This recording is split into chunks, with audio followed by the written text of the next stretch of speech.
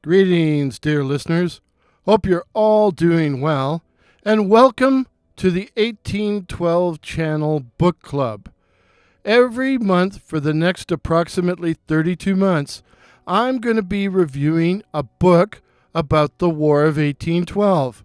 If there's a particular title that you would like me to read and review, please let me know in the comments or send me an email at wsjxxx@gmail.com.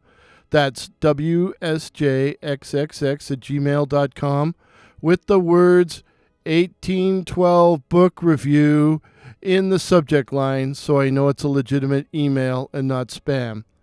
Today I'm going to be reviewing The Invasion of Canada by Pierre Berton. The Invasion of Canada by Pierre Berton. And I should let you know up front that today I'm going to be working not off a polished script, but off point form notes. And my idea is that today's presentation should come across as conversational. But if it comes across as incoherent, please let me know in the comments and I'll sharpen my pencil for next time. Now, The Invasion of Canada by Pierre Berton might be considered an unusual choice insofar as Pierre Berton was in reality a journalist and not a historian. But if you're a Canadian who has read a grand total of one book on the War of 1812, it was probably The Invasion of Canada or Flames Across the Border by Pierre Berton. So this seemed like a logical place to start. Besides, my buddy who I read books with had a copy and wanted us to read it, so there you are. So, who was Pierre Berton? Well, if you're a Canadian of a certain age, such as my age, as in older than dirt, you know exactly who he was. But for those of you who don't, Pierre Berton was a journalist, a TV personality, author of numerous books. He wrote 50 of them, actually, many on Canadian history, and he had an interview show I used to watch all the time growing up. And he was a very opinionated man who I usually disagreed with.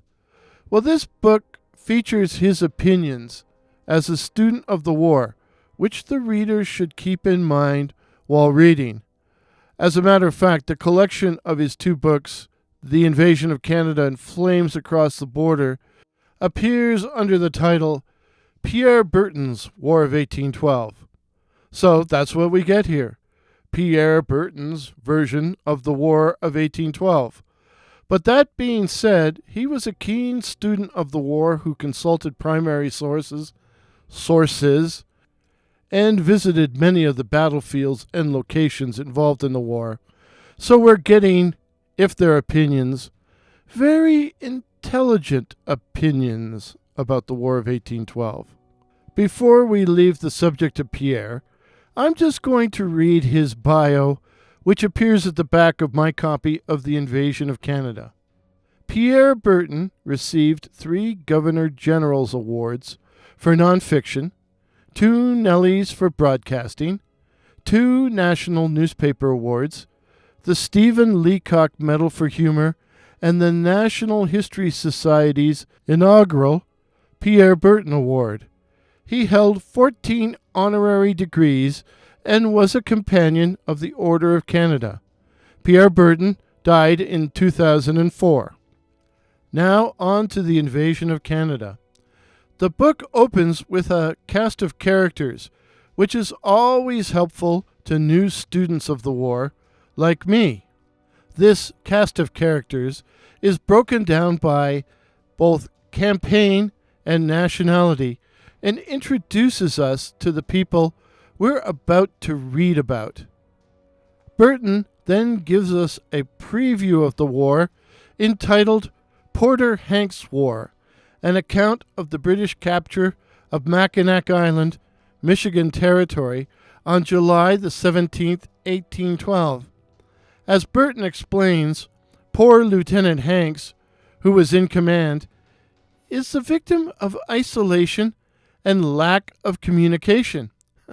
He doesn't know The U.S. is at war until the British occupy the island and he is forced to surrender. Berton then provides us with an overview of the war, where he poses the following question. I quote from the text here. How was it that a tiny population, badly divided with little claim to any national sentiment, i.e. Upper Canada or Canada, was able to ward off continued attack by a powerful neighbor with vastly greater resources? Berton gives 3 reasons, and again I quote from the text here. First, the British presence.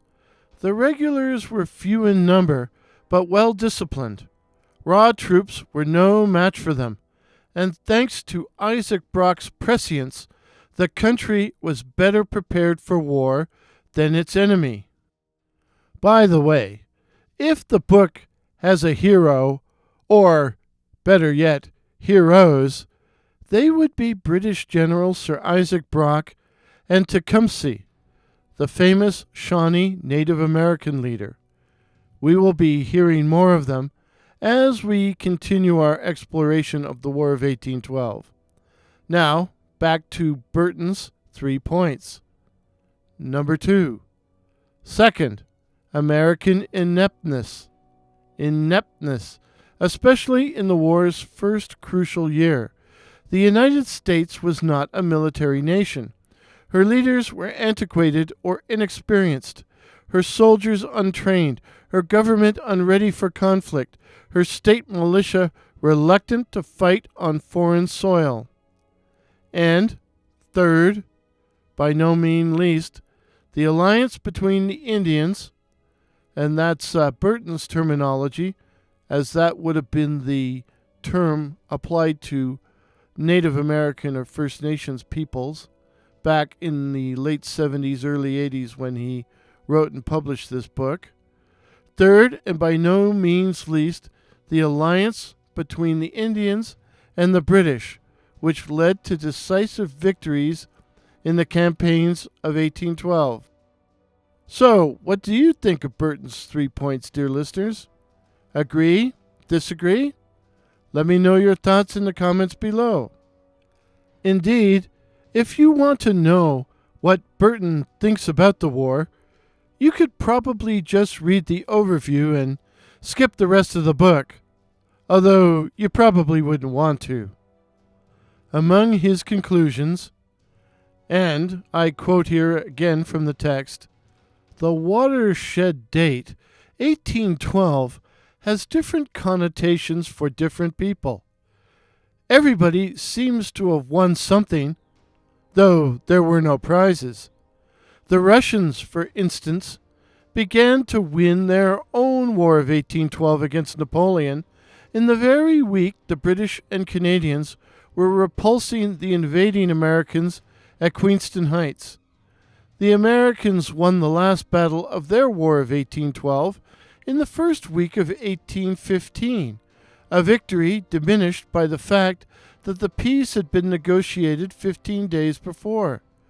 The British, who beat Napoleon, could also boast that they won the North American War because the Treaty of Ghent, which settled the matter, had nothing to say about the points at issue and merely maintained the status quo. Warren here. I disagree with Berton about the victory at New Orleans being diminished. According to historian Michael Beschloss, the day of the victory, January the 8th, was celebrated as a national holiday in the U.S., like the 4th of July, for around 50 years after the victory.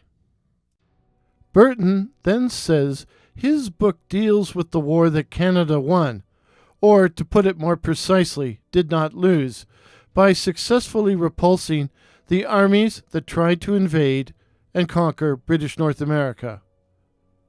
Among the author's other points, the war was fought in appalling conditions, far from civilization and medical aid. More soldiers died of disease than from combat. The war was marked by incredible bungling, with most battles won by the least incompetent general. American leaders were often picked by vote, while British commissions were purchased by the officers.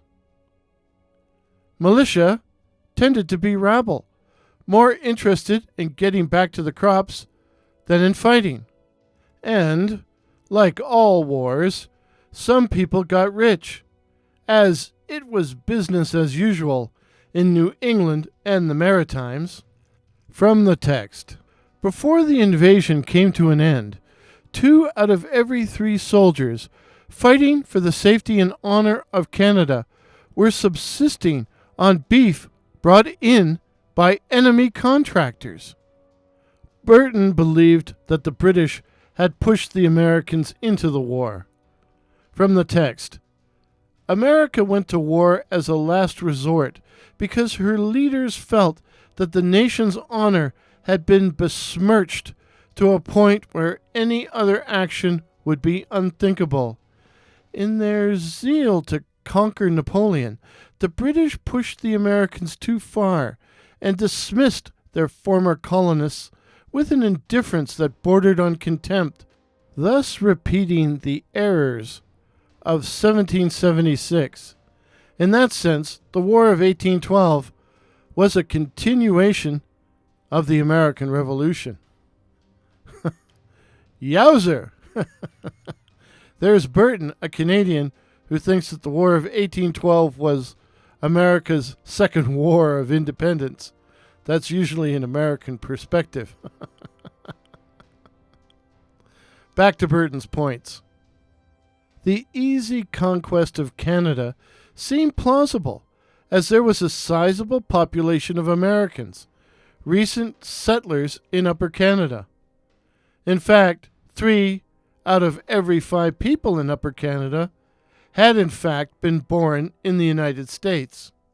Surely they wouldn't oppose an invasion, and initially they didn't. They were more interested in their farms. The respective populations at the time of the war were 300,000 in British North America and 8 million in the United States.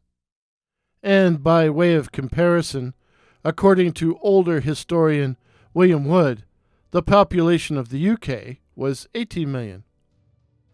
One of Berton's more interesting ideas is that the role of the First Nations people and of the British regulars was, over time, played down in favor of the myth that Upper Canada had been defended by the diverse population of Upper Canada, by immigrants, settlers, ex-Americans, Loyalists, Britons, Scots, and Irishmen. I think he's on to something there. As an American who grew up in Canada, I was often told that one of the differences between the United States and Canada was that the United States was formed out of war and revolution, the American Revolution. Well, it occurs to me here that Canada too was formed out of war, that being the War of 1812. What do you think, dear listeners? Let me know your thoughts about that in the comments below. So, what's in the book? Well, here are the chapter headings. Chapter 1, Prelude to Invasion, 1807 to 1811, The Road to Tippecanoe. Chapter 2, Prelude to Invasion, 1812, Marching as to War. Chapter 3, Michilimackinac, and I hope I pronounced that correctly. Michilimackinac, the Bloodless Victory. Chapter 4, Detroit, the Disintegration of William Hull. William Hull. Not William Hell, William Hull. Chapter 5, Chicago, Horror on Lake Michigan. Chapter 6, Queenston Heights, The End of Isaac Brock. Chapter 7, Black Rock, Opera Bouffe, on the Niagara, and Chapter 8, Frenchtown, Massacre at the River Raisin. The book concludes with a coda, William Atherton's War, about the misadventures of a Kentucky volunteer who was captured at Frenchtown and spent 2 years in captivity, held first by Native Americans and then by the British. But before that, Berton provides us with an afterview. In this afterview, Berton notes that after Frenchtown, the campaigns of 1812 ended, and that in 1813, both combatants were starting from scratch. Great Britain had had time to breathe. The U.S. had time to think.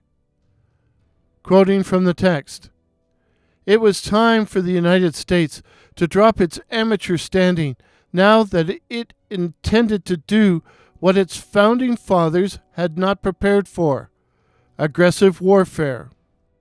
Among Berton's other points, it had become clear that control of the water, which Great Britain already had, was the key to victory, and this led to an arms/shipbuilding race.